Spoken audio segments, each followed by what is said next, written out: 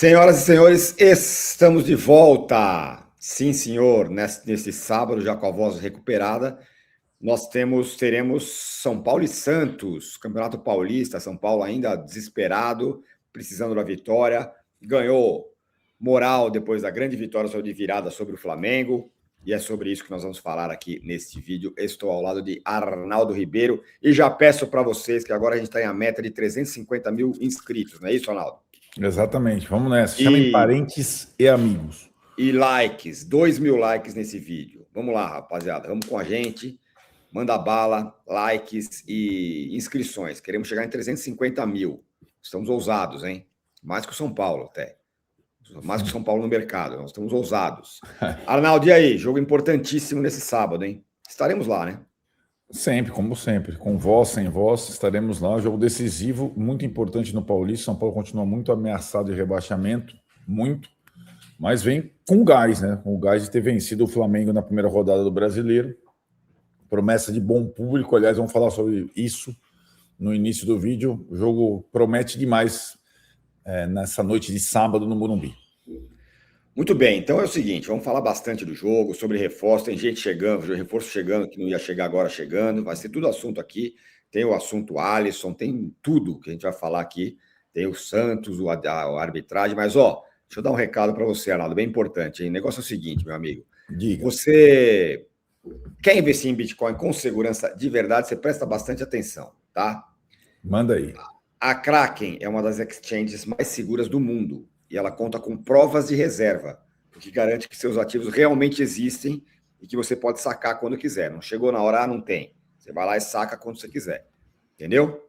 Entendi. E só dá para investir em Bitcoin? Não. Ou qual que é a parada? O negócio você pode comprar Bitcoin, você também pode investir em dólar digital, rendendo até 5,5% ao ano, usar os bundles, que são os portfólios automáticos ideais para quem está começando e não quer se perder, e até comprar ouro tokenizado, o ativo mais valioso do mundo, que está em máximas históricas nesse momento, entendeu? É fácil investir, então, em todas essas opções? É fácil demais, porque tudo isso conta com a facilidade do Pix, que funciona 24 horas por dia, 7 dias por semana, ou seja, qualquer hora. Quer mandar agora, dá para ser. E ainda tem promoção, hein? Você abriu a conta na Kraken agora, negociou $200, ganha $10 em Bitcoin. Então corre lá para abrir sua conta, que a promoção tá boa e o link está aqui também na descrição, além desse QR Code que está aí na sua tela. Muito bem, Arnaldo, vamos lá. Vamos começar falando sobre essa história do público, né? Pô, o público contra o Flamengo não foi exatamente bom, embora para a situação do São Paulo até foi, e quem foi gritou pra caramba, eu sou a prova viva disso, né? Então a torcida empurrou o time também, jogou junto e tal. E aí a vitória deu uma inflamada. Vai tá bonito o estádio, hein? Vai, na verdade, né, a gente estava convivendo aí com uma espécie de fuga da torcida do São Paulo do estádio, né? Divórcio. É verdade que divórcio. É verdade que o São Paulo também fugiu da sua torcida. Sim. No governo Casares, um monte de vezes em mandar jogo na Vila Belmiro, etc. Mas a venda antecipada para o Clássico Santos lembrou os tempos em que o São Paulo enchia o Morumbi, né? Então, na manhã de sexta, quer dizer, tipo, um dia antes do jogo, né, quase 48 horas antes do jogo, já tinham sido vendidos antecipados 30 mil ingressos.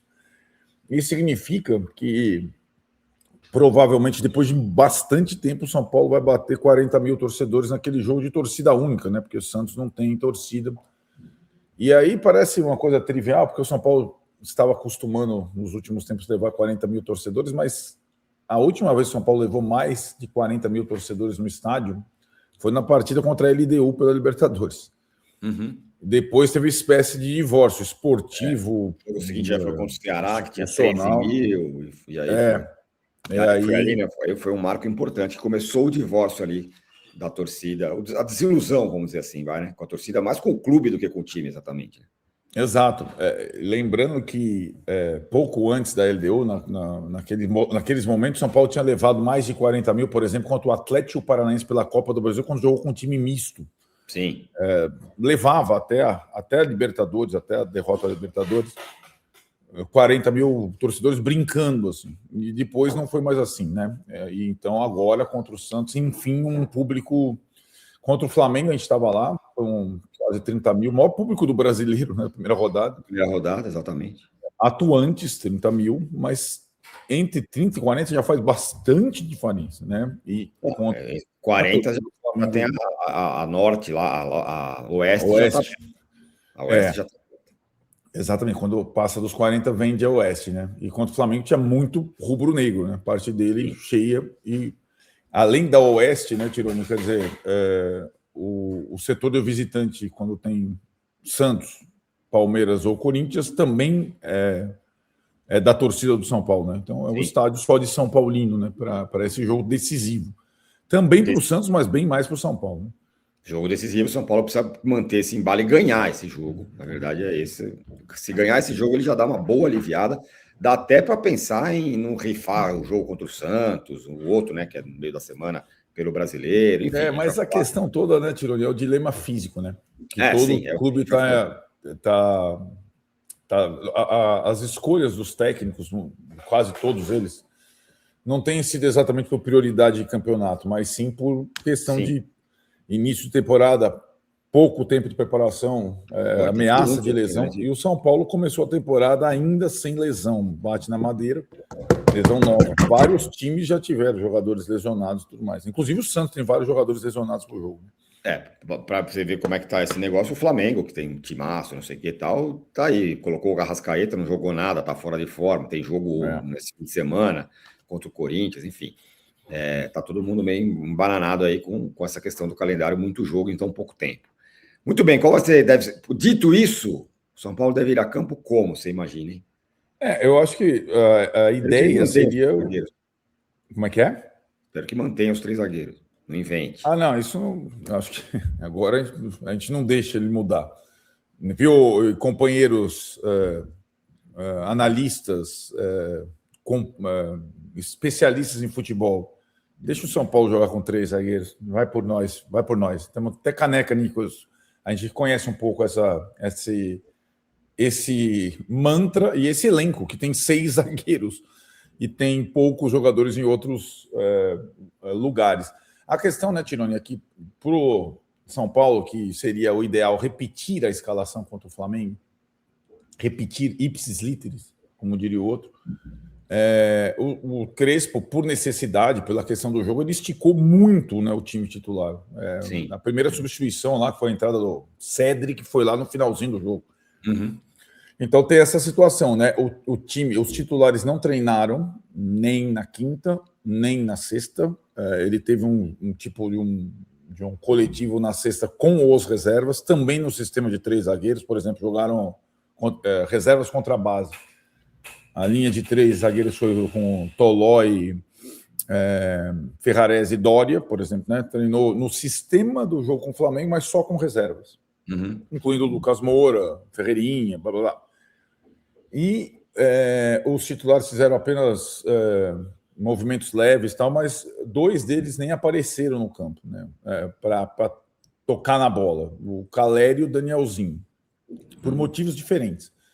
O Caleri faz parte dessa recuperação do ligamento cruzado, dosar a carga de treino durante a semana. Então, no pós-jogo, normalmente ele faz a fisioterapia e tudo mais, faz parte da recuperação. O Danielzinho é sobrecarga mesmo. Ele foi substituído contra o Flamengo sentindo dores, não uma lesão, mas dores. Então, por exemplo, esses 2 eu já acho mais complicado que comecem jogando, né? Caleri e Danielzinho. Já seriam. E o elenco do São Paulo é tão curto e não tem exatamente substitutos com as mesmas características, né? O substituto do Caleri é o Tapia, é diferente.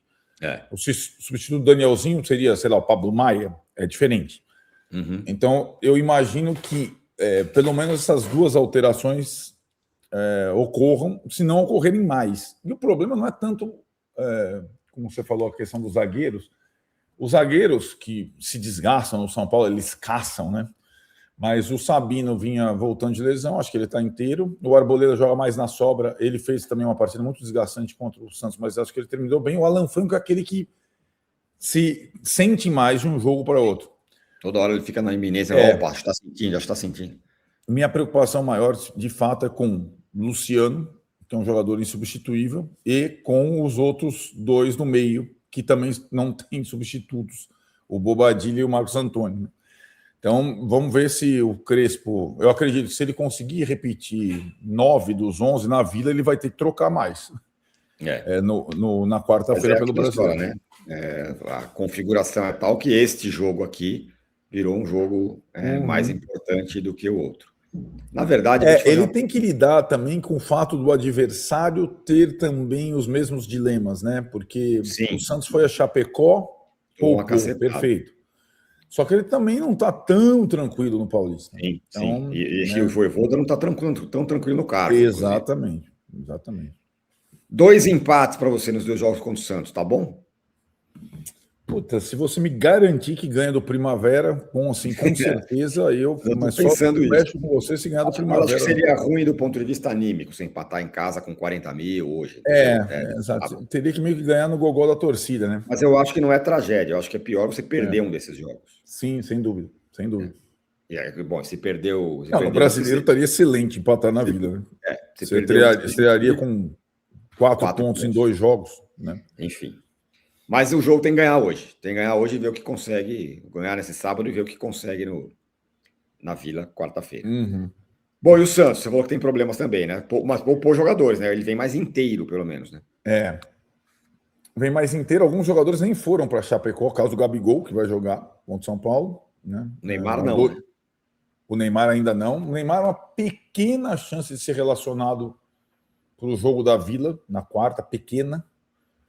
Mas ele poupou outros jogadores, o Adonis Frias e tudo mais. Ele tem alguns problemas de lesão, já tinha. O William Arão passou por um pequeno procedimento cirúrgico, vai ficar fora um tempo. Então, ele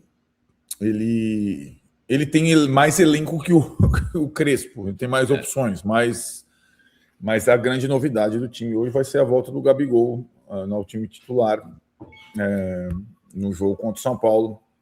E aí a dúvida é se ele joga só com o Gabigol na frente, sim, isolado, ou se ele coloca o Gabigol com mais um, fazendo uma dupla, mas a tendência é que ele recheie o meio de campo e coloque o Gabigol como, em tese, o único atacante fixo. Né? Se der o empate para o Santos, ele aceita, né? Fácil. Muito bem, não tira o meu humor. Quem é o árbitro? Vou tirar. Ah, não. Você veio aqui no vídeo passado com o Flamengo, eu estava tranquilão e o Wilton fez uma boa arbitragem. Você berrou bastante, mas ele não caiu na pressão do Flamengo para dar aquele pênalti mandrake no final, né? Não. E hoje, de novo, cara, assim, eu acho sempre qualquer coisa do estadual, da Federação Paulista, da bola, da arbitragem, da escala, pior do que no Brasil. Eu sempre achei, eu continuo achando. E o árbitro do jogo como a gente falou aqui na primeira rodada, é uma tentativa da federação de empoderar um sujeito, né? Então, a bola da vez é o tal do João Vitor Gobi. Rapaz do céu, cara. Então, quem que é esse cara?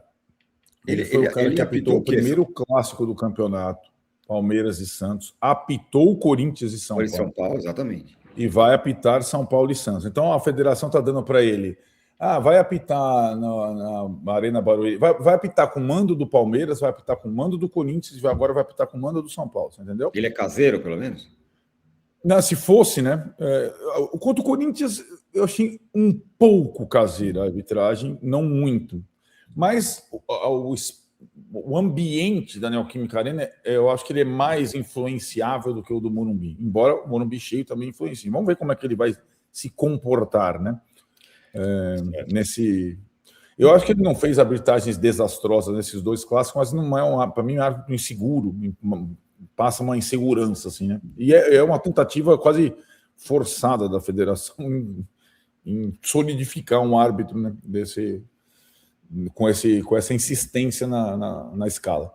Agora então é o seguinte, hein? Abra sua conta na Kraken, Bitcoin com segurança de verdade, tem link na descrição, tem QR Code na tela para você. É uma das exchanges mais seguras do mundo, provas de reserva, ou seja, garante que os ativos vão estar lá mesmo se você quiser sacar. Não vai ter, não tem, você pode sacar. Pode investir também em dólar digital, rendendo até 5,5% ao ano, e outras 1000 coisas que você pode fazer, e é muito fácil, você pode aplicar com Pix. Funciona 24 horas, 7 horas por dia, por semana, e também tem atendimento em português para você, não tem problema nenhuma. E, abriu a conta na Kraken, negociou $200, você ganha 10 em Bitcoin. Então, corre lá para abrir a sua conta com essa promoção aqui da Kraken, a exchange global de confiança. Arnaldo, onde você estará sábado, por volta de 8h30 da noite, mais ou menos? Estarei no Morumbi, mas antes tenho que dar umas notícias para vocês de mercado, rapidamente. Verdade. Sim. O São Paulo esquecemos. Fechou na noite da sexta a chegada do seu quarto reforço. Aliás, todo mundo que cobriu o São Paulo falou: o São Paulo contratou 3 jogadores e meio. Por que meio? Porque o Lucas Ramon, lateral direito do Mirassol, tinha o pré-contrato com o clube, mas o Mirassol exigiu uma grana que o São Paulo não tinha para liberá-lo antes de maio, né, que é quando ele estaria com seu contrato encerrado. No final das contas, o Lucas, entre ficar 3 meses parado e chegar no São Paulo antes, o que aconteceu foi que o Lucas Ramon e seus empresários abriram mão de coisas que ele tinha a receber no Mirassol, os 3 meses de salário, por exemplo, esses próximos 3 meses, e ele foi liberado, então ele deve se apresentar ao São Paulo na segunda-feira, se constituindo aí no quarto reforço, lateral direito de 31 anos, com uma característica um pouco diferente do que o São Paulo tem, né, do Cedric, do Mike, do Igor Felisberto, são todos jogadores mais baixos, né? Ele é um jogador mais alto, na passada larga, ele pode... Ele é um cara mais ofensivo ou é um cara mais defensivo? Ele é um cara mais ofensivo, mas ele tem uma questão na parte defensiva que o Cedric, o Mike e o Felisberto nunca teriam, que é a bola alta. Ele tem um porte mais Enzo Dias do que Cedric, por exemplo, né? Bom, agora, na lateral aí, direita, você tem 2 caras de características bem diferentes, né? O Mike, que vem aí se firmando, irregular, jovem, e o Cedric, que todo mundo conhece. O Igor Felisberto da Copinha. O Igor Felisberto. Assim, né? Não é exatamente tem um buraco ali precisando. Não. Como no ano passado não tinha lateral, por exemplo. Foram contratados aí, né? Como eu falei, quarto reforço. O Coronel, goleiro, o Dória, zagueiro, e o Danielzinho. E agora o Lucas Ramon. O elenco do São Paulo, da parte defensiva, os 2 lados, laterais direitos e esquerdos, e zagueiros, se fosse só isso, o futebol, o São Paulo o problema é do meio para frente, aí falta. Concordo. Mas no meio para trás, é que tá, né? O primeiro volante é uma situação com o Pablo mal, com o Luan ainda voltando, com o Negruti meio inseguro, com a questão do Alisson, e do meio para frente aí é um perrengue. Sim. Mas a parte defensiva acho que está totalmente coberta para essa temporada. Bom, já que você falou do meio, temos coisas do meio para falar, né? Bom, o Danielzinho não deve jogar hoje, mas não é nem sobre isso que eu quero falar. É sobre o Alisson. Foi, voltou, não foi, agora está num buraco que a torcida do Corinthians não quis o cara, agora volta do São Paulo, a torcida do São Paulo não quer o cara. O Crespo sinalizou a reintegração, mas ele não vai estar nem relacionado para o jogo contra o, por exemplo, né? Tudo bem, está voltando agora, dá para... Ainda não, ele só treinou, na verdade, com os companheiros de novo na sexta-feira, né? Até treinou nesse coletivo aí dos reservas, entrando no lugar do Pablo Maia, mas foi um treino, só ele ficou mais de uma semana sem treinar, né, com os outros, né? Agora, assim, é compreensível a bronca da torcida com o Alisson, tal, o cara quase foi pro Corinthians e tudo mais, enfim, tudo isso a gente sabe como funciona no futebol. Eu também achei ruim o movimento dele em direção ao Corinthians e tudo mais. Só que, assim, pensando de maneira pragmática, vou falar uma coisa bem impopular, a galera aqui no chat talvez vai brigar comigo nos comentários, mas eu vou falar. Uma posição bem impopular, mas é uma posição pragmática. São Paulo não pode ficar abrindo mão. Não, eu não quero mais porque ele foi para o Corinthians. Eu acho que era mais inteligente para o São Paulo tentar costurar uma volta, e aí, claro, com a boa vontade do Crespo, de, sei lá, tentar utilizar o cara lá de dentro do São Paulo e tal, e aí chego no ponto que eu quero. Vai ter lá mais de 40 mil torcedores do São Paulo hoje no Morumbi. A torcida pode ter um papel importante nisso. Eu sei que ela está bronqueada, que pôs faixa lá, que falando que ele é traidor e tal, mas pensando de maneira pragmática. O cara foi um jogador importante, no ano passado, de fato, não foi bem, mas o cara tem história no São Paulo, foi um jogador importante, tem as suas questões. A torcida do São Paulo deveria dar uma trégua, essa é a minha opinião. Deveria dar uma chance ao Alisson. Uhum. Mas isso não é o tamanho do São Paulo, porque é a grandeza do São Paulo, porque o São Paulo não precisa e tudo mais e tal. É uma coisa só pragmática. Não é melhor ter um cara como o Alisson no elenco que você possa usar? Por exemplo, hoje, vamos que ele tivesse em forma.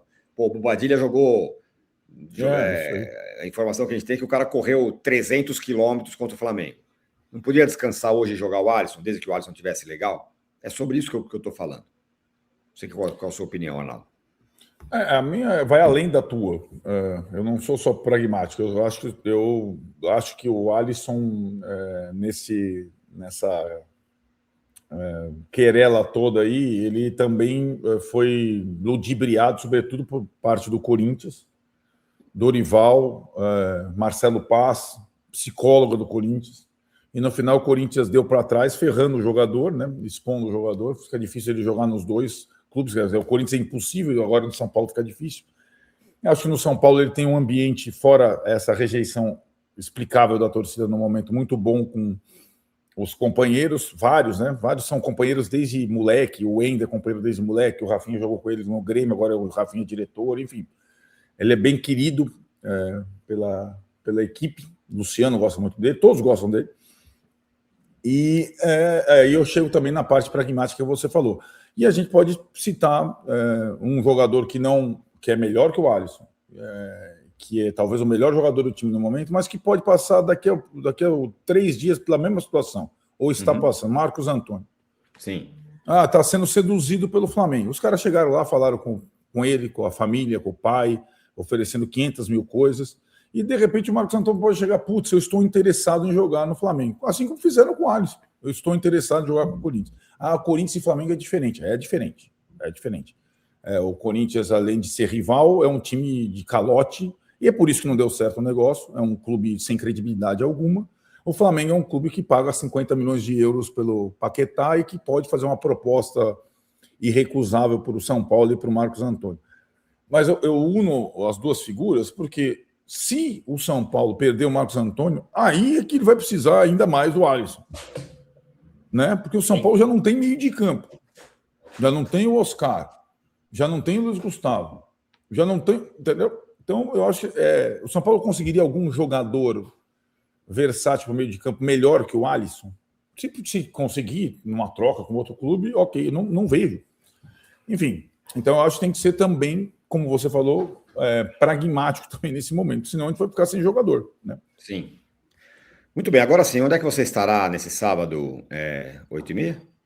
Setor Arnaldo Tironi na arquibancada do Morumbi, e para tentar buscar os 3 pontos no Gogó. Eu berro por você hoje. O jogo é 8h30 da noite. Né? Então, isso.